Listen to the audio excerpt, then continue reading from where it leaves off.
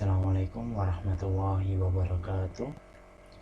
Berikut adalah materi tentang dimensi 3. Untuk part pertama ini akan dibahas tentang kedudukan titik, garis, dan bidang.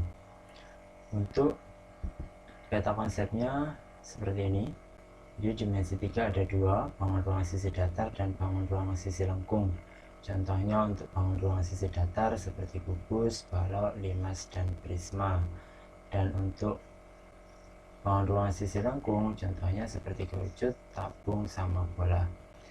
Untuk topik bahasan pada dimensi 3 yang akan kita kulas pada bab ini, kita akan fokus pada jarak dan sudut pada bangun ruang sisi datar. Kemudian untuk sebab tentang kedudukan titik, garis, dan bidang, ini yang pertama adalah kedudukan titik terhadap garis, yang kedua kedudukan titik terhadap bidang, yang ketiga kedudukan garis terhadap garis lain, yang keempat kedudukan garis terhadap bidang, dan yang kelima kedudukan bidang terhadap bidang. Kemudian sebelum memasuki sebab ini, alangkah baiknya kita mengenal titik, garis, dan bidang. Nah, berikut ini penjelasan tentang titik. Titik sendiri ini hanya dapat ditentukan oleh letaknya saja. Dia tidak memiliki ukuran atau tidak memiliki dimensi. Nah, titik sendiri digambarkan dengan tanda noktah. Jadi titik itu tandanya itu noktah, dan selalu diberi nama dengan huruf kapital atau huruf besar. Contohnya seperti ini. Nah, ini ada noktah, ada dua noktah. Kemudian noktah yang pertama ini diberi nama A, kemudian noktah yang kedua diberi nama P, sehingga mereka namanya adalah titik A dan titik P. Kemudian garis yang dimaksud dalam pokok bahasan ini adalah garis lurus. Garis lurus ini hanya memiliki ukuran panjang tetapi tidak memiliki ukuran lebar. Biasanya garis ini selalu dilukiskan atau digambarkan dengan wakil garis, atau biasa kita sebut segmen garis atau ruas garis. Nah, wakil garis sendiri selalu dilambangkan atau disimbolkan dengan atau diberi nama dengan huruf kecil. Contohnya seperti G kecil, H kecil, K kecil, dan huruf-huruf yang lain dengan penulisan huruf kecil. Contohnya seperti ini. Nah, garis H, kemudian ini segmen atau ruas garis AP. Nah, biasanya ditulis dengan huruf kecil seperti ini atau batasnya.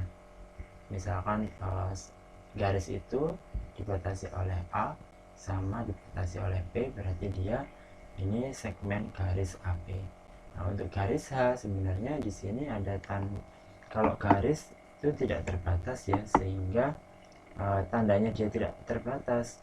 Garis itu selalu digambarkan dengan tanda dengan ada tanda kurung atas seperti ini, dan tanda mohon maaf bukan kurung tapi arah panah atas dan bawah seperti ini.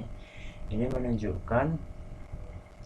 menunjukkan bahwa kalau garis itu panjangnya tidak terbatas, ke kanan atau ke atas tidak terbatas, ini ke bawah tidak terbatas. Jadi kalau ini garis ya, garis itu menunjukkan bahwa ada tanda panah di setiap ujungnya. Itu menunjukkan bahwa garis itu tidak terbatas ke arah ini. Kalau gambarnya miring seperti ini, berarti ini tidak terbatas ke sana, dan ini juga tidak terbatas ke sana. Nah, sedangkan untuk segmen garis ini selalu ada batasnya, dan yang sering kita gambar adalah segmen garis atau ruas garis, karena tidak mungkin kita menggambar sebuah garis, karena garis itu selalu panjang, tidak memiliki batas. Makanya mungkin kalau kita menggambar garisnya seperti ini, dan ini pun juga dinamakan wakil garis. Nah, tapi kalau untuk segmen garis ini ada bagiannya, ada batasnya. Bedanya dengan garis atau wakil garis itu gambarnya seperti ini, ada tanda panah. Tapi kalau segmen garis dia ada batasnya. Segmen garis dari A sampai P itu segmen garis atau ruas garis, itu yang membedakan ya. Kemudian selanjutnya adalah bidang. Bidang yang dimaksud di sini adalah bidang datar. Bidang datar ini selalu memiliki ukuran panjang dan lebar. Kemudian sama seperti garis, bidang datar juga diwakilkan atau disimbolkan dengan wakil bidang. Misalkan dia diberi nama khusus seperti bidang persegi, persegi panjang, atau jejar genjang, dan lain sebagainya. Kemudian untuk nama wakil bidang biasanya diberi tanda ini,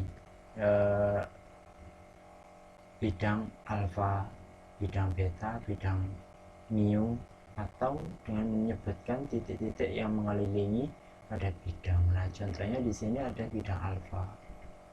Bidang alfa, bidang persegi ini ya, dia dikasih nama bidang alfa. Kemudian bidang beta, persegi panjang. Kemudian bidang ABCD. Nah, ini yang dimaksud menuliskan titik-titik yang mengelilingi bidang tersebut. Nah, ini ABCD. Nah, di samping kanan ini terlihat bahwa bidang datar atau bidang ini juga terbentuk dari tenda BNPB yang dibangun di atas bumi perkemahan ya. Nah, untuk sisi depan kita bisa kelihatan bidang persegi panjang untuk pintunya ini, kemudian bidang persegi panjang lagi untuk sisi sampingnya ini juga. Itu kalau kita preteli dari bahasa preteli apa ya, kalau kita pilah dari perbagiannya, bagian sisi depan, sisi atas, atau sisi samping, seperti itu. Kemudian pada materi bangun ruang ini ada yang namanya aksioma Euclid.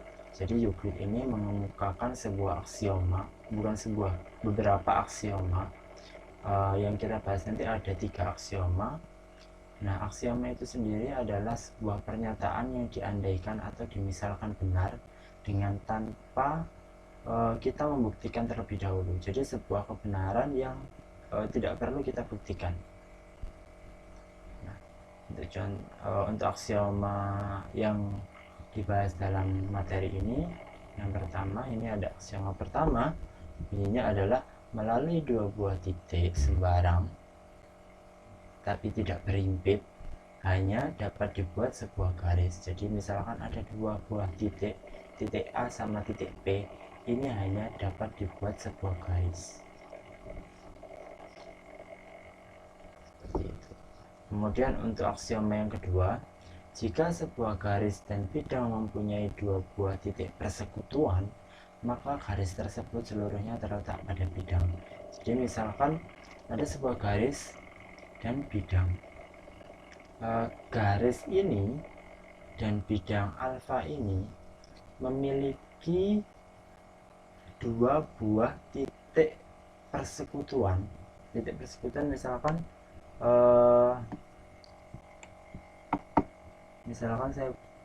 misalkan di sini ya, misalkan ada titik persekutuan di sini sama di sini,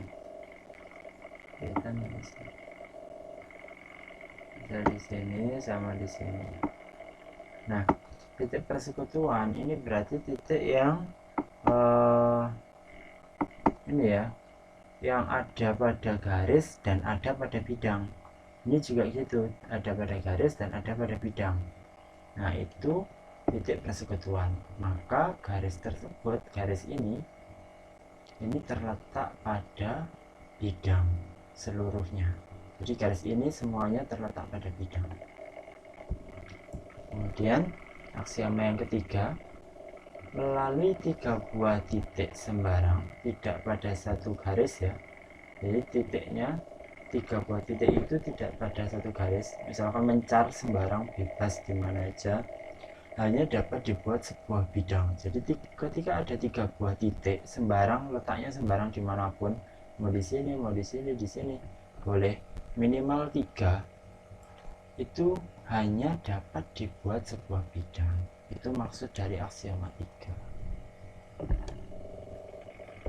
Kemudian, nah ini dalil atau teorema bidang. Kalau tadi ada aksioma, ini ada teorema atau dalil. Kalau teorema sebenarnya butuh dibuktikan, harus dibuktikan sebenarnya. Cuman untuk pada pembahasan kali ini, Faiz tidak akan membuktikan karena mungkin kita juga akan terbatas ya waktunya ya, sehingga cukup kita bahas saja dulu. Nanti kalau ada waktu senggang kita bisa buktikan secara rinci atau satu persatu untuk menambah pengetahuan kalian. Nah, untuk teorema pertama atau dalil pertama ini bunyinya seperti ini. Sebuah bidang ditentukan oleh 3 buah titik sembarang. Mungkin kita tampilkan dulu gambarnya. Oke, nah gini. Sebuah bidang ditentukan oleh 3 buah titik sembarang. Nah, 3 buah titik ini dapat dibuat sebuah bidang ya. Jadi sebuah bidang itu ditentukan oleh 3 buah titik sembarang, terletak bebas di mana aja. Kemudian dalil yang kedua atau teorema kedua, sebuah bidang ditentukan oleh sebuah garis dan sebuah titik. Nah, titik tadi, sebuah titik ini terletak di luar garis. Nah, sehingga gambarnya seperti ini. Pada bidang beta ini ada sebuah garis dan ada sebuah titik di luar garis. Nah, ini kan ada garis K, kemudian ada titik A di sini. Ini contoh atau maksud dari dalil kedua ini. Kemudian untuk dalil ketiga, sebuah bidang ditentukan oleh 2 buah garis saling berpotongan. Jadi untuk sebuah bidang ini, misalkan bidang mu, ini bidang mu ya, ini ditentukan oleh 2 buah garis yang saling berpotongan. Nah, garis G sama garis H ini saling berpotongan ya, karena dia ada dalam satu bidang. Kemudian untuk dalil keempat, ini sebuah bidang ditentukan oleh 2 buah garis yang sejajar. Jadi ini garis sejajar, K sama L ini garis yang sejajar. Nah, garis yang sejajar itu garis yang jika mereka ditarik lurus panjang tidak terhingga, maka mereka tidak akan pernah bertemu. Jadi mereka tidak akan pernah berpotongan atau bersinggungan, tidak akan pernah. Jadi mereka ini selalu berdampingan seperti ini, posisinya sama. Oke, ini ya, ini misalkan di bidang alfa ini ada 2 buah garis yang sejajar seperti ini. Oke, ini untuk teorema bidang. Selanjutnya untuk subbab yang pertama, ini kedudukan titik terhadap garis. Jadi kedudukan titik terhadap garis, coba kita lihat gambar ini ya. Ada 3 buah titik dan ada sebuah garis L ya di sini.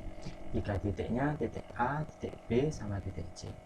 Nah, untuk kedudukan titik terhadap garis ini ada 2. Yang pertama adalah titik yang terletak pada garis dan titik yang terletak di luar garis. Simpel sebenarnya.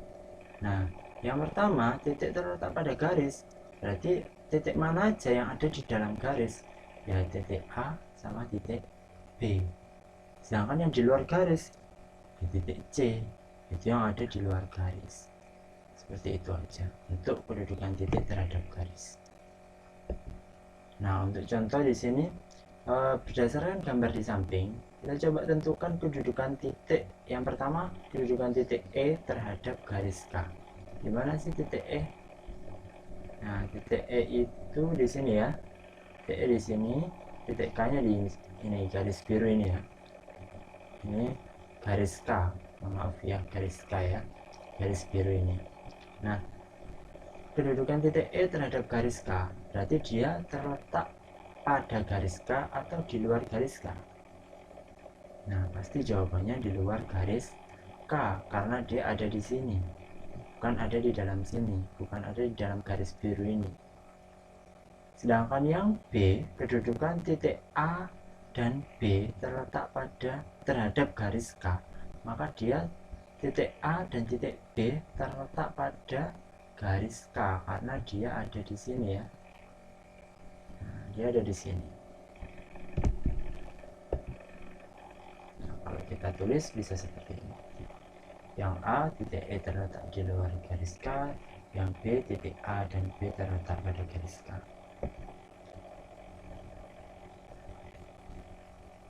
Oke, kemudian nah untuk ini kalian bisa coba latihan soal untuk menambah pemahaman kalian bisa tulis di buku atau dimanapun, kemudian kalian bisa kerjakan untuk latihan soalnya ya.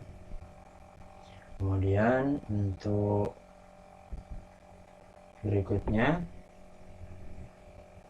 kedudukan titik terhadap bidang. Kedudukan titik terhadap bidang ini terdapat 3 buah titik. Misalkan di sini dikasih nama titik A, titik B, sama titik C.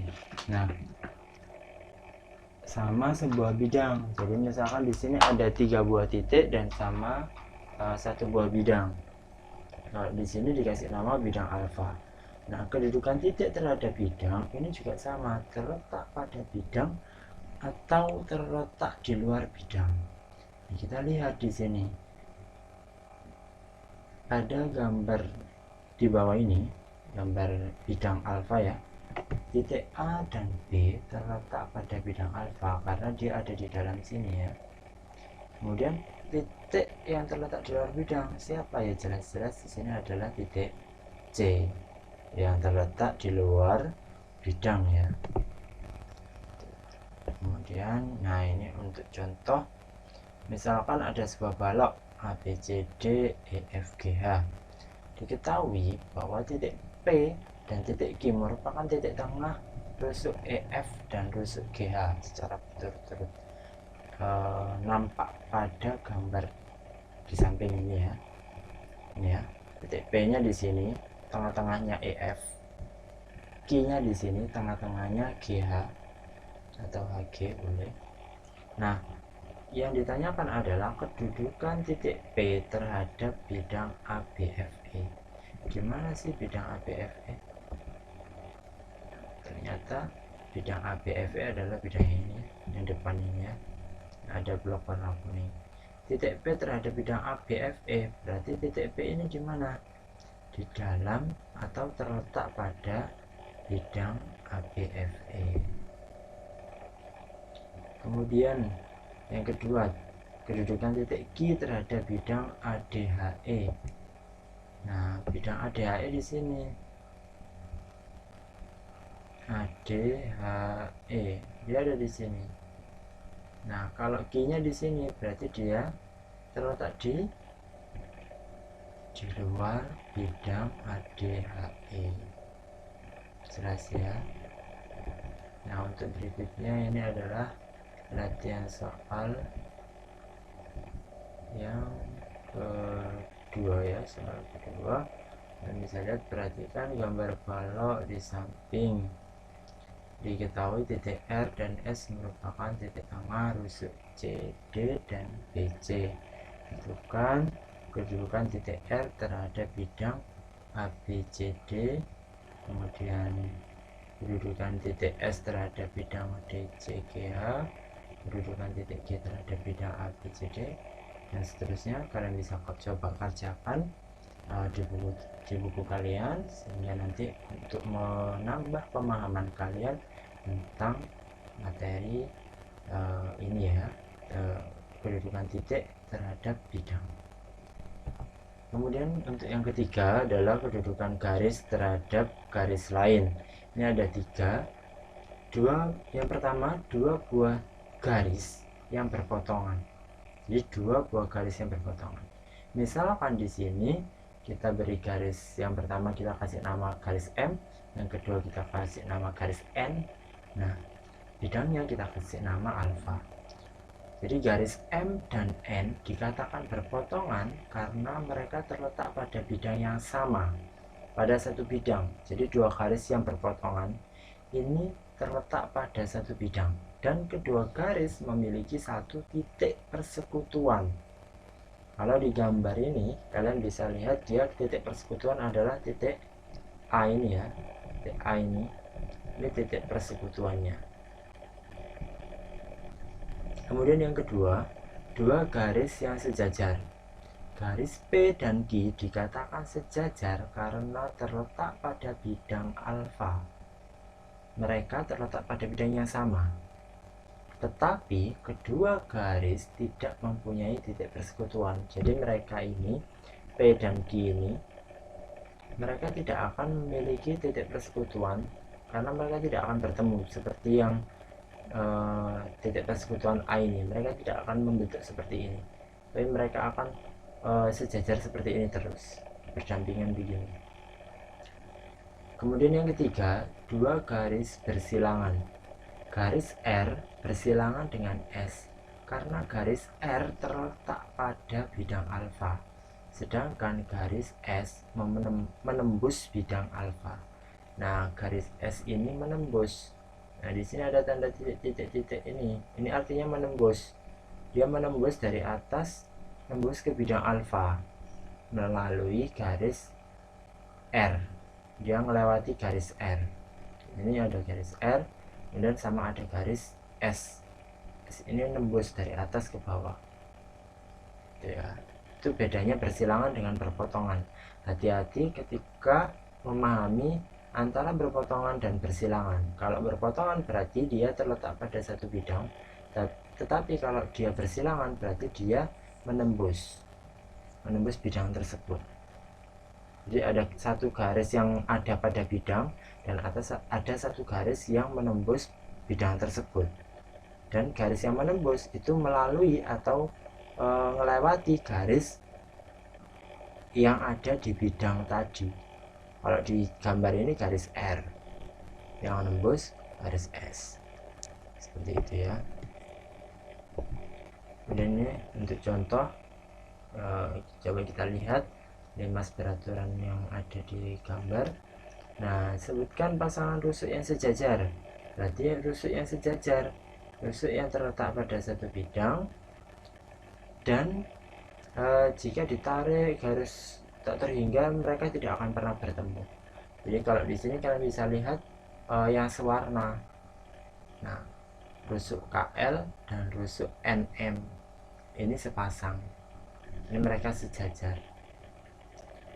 Kenapa sejajar? Karena dia tegak lurus ya. Ini kalau dibentuk dia tegak lurus. Kemudian yang pasangan kedua adalah rusuk KN dan rusuk LM. Mereka sebidang dan mereka juga pasti sejajar. Oke, nah seperti ini ya. Nah, untuk latihan soal pada materi ini kalian bisa mengerjakan latihan soal 3. Nah, supaya kalian bisa lebih memahami.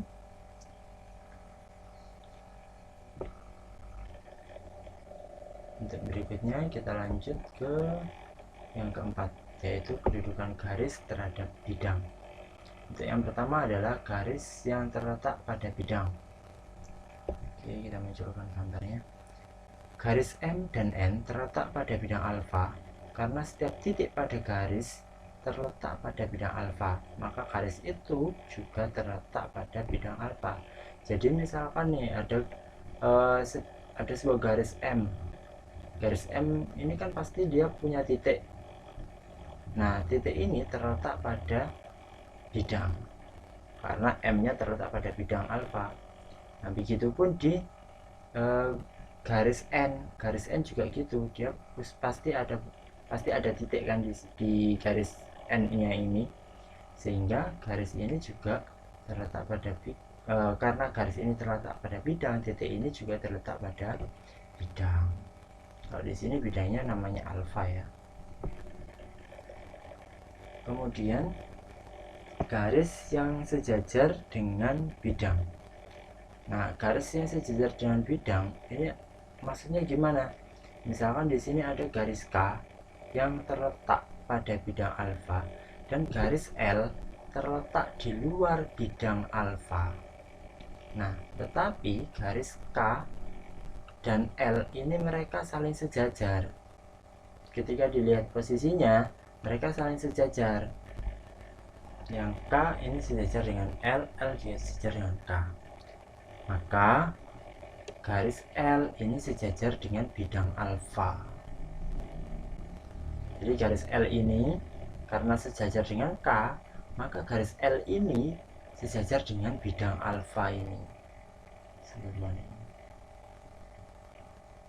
Nah, paham ya? Kemudian yang ketiga, ini garis yang memotong atau menembus bidang. Nah, di sini garis H ya yang dimaksud, bukan garis G.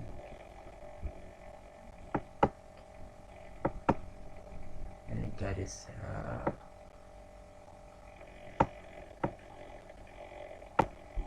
Garis H dan J memotong atau menembus bidang alfa.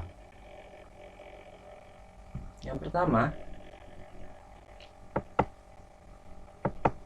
ini ada garis H menembus bidang alfa melalui garis R dan S. Nah, di sini juga sama, kita lihat garis J ini juga menembus bidang alfa melalui garis V dan W, sehingga ada titik persekutuan di sini. Titik B, ini juga ada titik A. Titik B ini, titik persekutuan ini terbentuk dari perpotongan V sama W ya.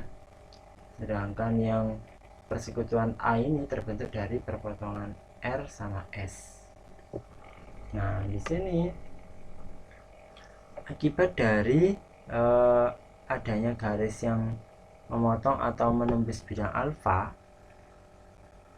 maka garis J akan tegak lurus dengan semua garis yang ada pada bidang. Jadi garis J ini akan tegak lurus dengan garis yang ada di semua bidang, yang ada pada bidang, semua garis yang ada pada bidang. Jadi misalkan di sini ada garis V ini, maka dia juga akan tegak lurus dengan J. Garis W ini juga akan tegak lurus dengan J. Seperti itu. Itu maksudnya dari garis yang memotong atau menembus bidang. Untuk contohnya seperti ini. Contohnya nanti ya di akhir ya. Untuk yang kelima ini kedudukan bidang terhadap bidang ya. Jadi yang pertama ada dua bidang yang sejajar, dan yang kedua ada dua bidang yang berpotongan. Kalau dua bidang yang sejajar, sama seperti garis yang sejajar, mereka tidak akan pernah bertemu meskipun diperpanjang sejauh manapun. Nah, bidang sejajar juga sama. Misalkan di sini ada bidang alfa sama bidang beta, mereka juga akan tidak akan bertemu jika diperpanjang sampai panjang sekali, tidak akan pernah bertemu. Kemudian yang kedua bidang yang berpotongan. Bidang yang berpotongan ini pasti membentuk sebuah garis persekutuan. Kita lihat garis persekutuannya apa. Nah, di sini garis persekutuannya adalah AB, garis AB. Karena ketika kedua bidang itu berpotongan, maka dia akan selalu membentuk garis persekutuan. Paham ya? Oke, untuk contoh, nah berikut ini ada kubus. Kemudian yang pertama ini yang ditanyakan adalah sebutkan pasangan bidang yang sejajar. Nah, pasangan bidang yang sejajar, kita lihat OPQR sejajar dengan KLMM, pasangan pertama.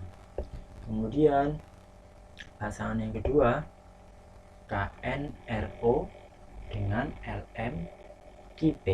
Nah, itu pasangan yang kedua. Kemudian untuk yang pasangan berikutnya NMQR dengan KLPO. Nah, ini pasangan yang ketiga ya.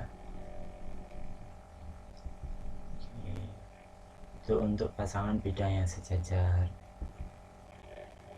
Kemudian untuk yang B, sebutkan bidang yang memotong bidang KNRO. KNRO kita lihat itu yang diarsir warna kuning ya, itu KNRO. Nah, ternyata bidang NMKR ini memotong bidang KNRO karena di situ dia membentuk garis persekutuan, yaitu garis NR. Ini garis persekutuan dari bidang KNRO dan NMKR. Kemudian bidang yang mana lagi? Nah, bidang KLPO karena dia di sini ada garis persekutuan yaitu KO. Kemudian nah, KLMN garis persekutuannya yang mana? Yang ini ya, KN, ini garis persekutuannya. Kemudian nah, OPQR garis persekutuannya adalah OR. Oke, nah ini kalau ditulis seperti ini.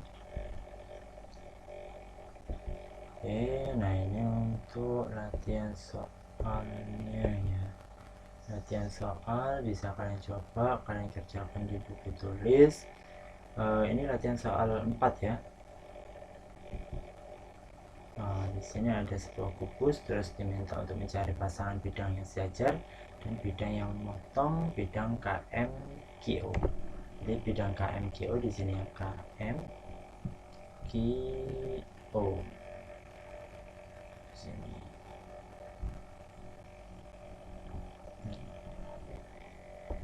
Oke, mungkin sampai di sini. See you next math lesson. Salam sukses, record this successful, keep spirit and heart. So, jaga kesehatan dan tetap semangat. Semoga kita selalu diberi kesehatan. Nanti kalau ada yang ingin ditanyakan, silakan tulis di kolom komen. Insya Allah akan secepatnya saya balas. Terima kasih dari saya. Wassalamualaikum warahmatullahi wabarakatuh.